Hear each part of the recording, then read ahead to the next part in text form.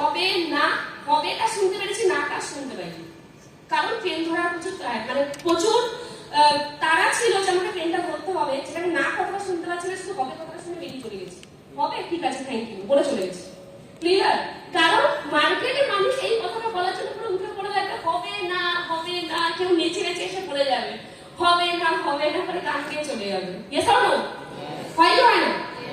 হয় তো। অ্যাকচুয়ালি ব্যাপারটা কি, আমাদের সমাজে মানুষ যে জিনিসটা দেখে অভ্যস্ত, মানুষ সেটাকেই সাপোর্ট করে। আমাদের 14 জেনারেশনকে যদি আমরা দেখি, প্রত্যেকে যদি তার জেনারেশন আপনার জেনারেশন দেখো, তাহলে সেখানে ইনকাম মানুষ করেছে জবের উপর বেস করে, বা হতে পারে ডেইলি ওয়ার্কার, নালে ছোটখাটো কোনো বিজনেস। এর বাইরে যে কোনো প্রফেশন হতে পারে, সেই প্রফেশনটা আমাদের নিজেদের জেনারেশন আপনার জেনারেশন কেউ কখনো করেনি। সুতরাং জেনারেশনের মধ্যে বিলিভ হচ্ছে কিনা জীবনে একমাত্র সফল রাস্তা হচ্ছে চাকরি। Yes or no?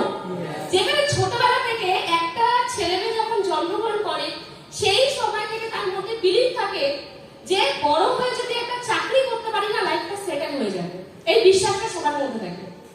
বাট এই সিস্টেমে আসার পর ক্লিয়ার হয়েছিল যে জীবনের সফল রাস্তা বলে আমরা যে জবকে জানি, অ্যাকচুয়ালি চাকরিও আমাদের জীবনের সফলের রাস্তা না, সফলতার কোনো রাস্তা হতে পারে না।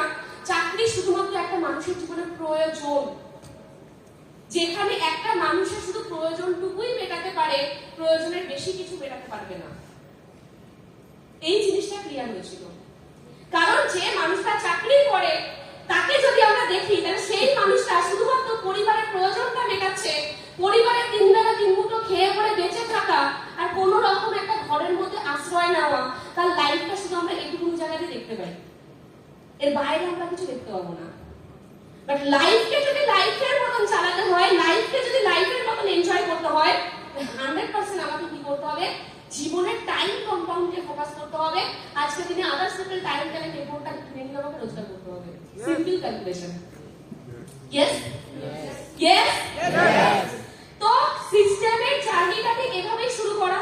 যখন সিস্টেমে ইনকাম পার্টটা দেখলাম, সেই সময় দাঁড়িয়ে কাকে বলবো এত এক্সাইটেড, এত সুন্দর রোজগারের রাস্তা, কাকে বলবো খুঁজে পাচ্ছি না। ফার্স্ট গিয়ে বলতে বসলাম আমি আমার নিজের বাবাকে বসে বোঝাচ্ছি যে এই সিস্টেম থেকে ওয়েলদি ক্লাসে আমি কি করে যাব।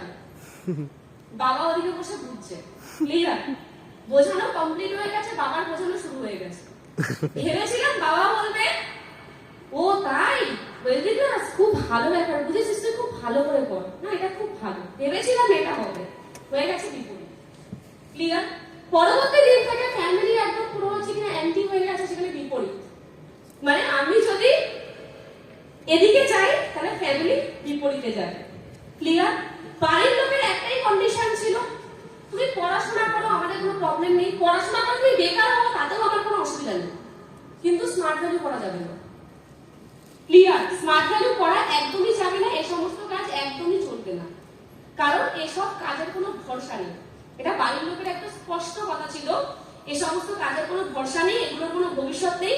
তোকে আজকে খাটিয়ে কেউ না কেউ দাঁড়িয়ে যাবে, তোর মাথার উপরে কেউ দাঁড়িয়ে যাবে, তুই কিচ্ছু করতে পারবি না। ক্লিয়ার? কেউ এসে এই কথাটা বলেছে। আবার আশেপাশে পাড়া প্রতিবেশী এসে বোঝাতে শুরু করেছে, কেউ এসে আমাকে বোঝাচ্ছে যে দেখ তুই তো মেয়ে, তাই তুই পারবি না, তুই যদি ছেলে হতিস তাহলে পারতিস। কারণ এই সমস্ত কাজে কি বলতো, তোকে বাড়ির বাইরে বেরোতে হবে। তুই ভাব রাস্তাঘাটের কন্ডিশন কতটা খারাপ, কেউ যদি তোকে কিডন্যাপ করে নিয়ে চলে যায় তখন কি হবে। মানে সাহস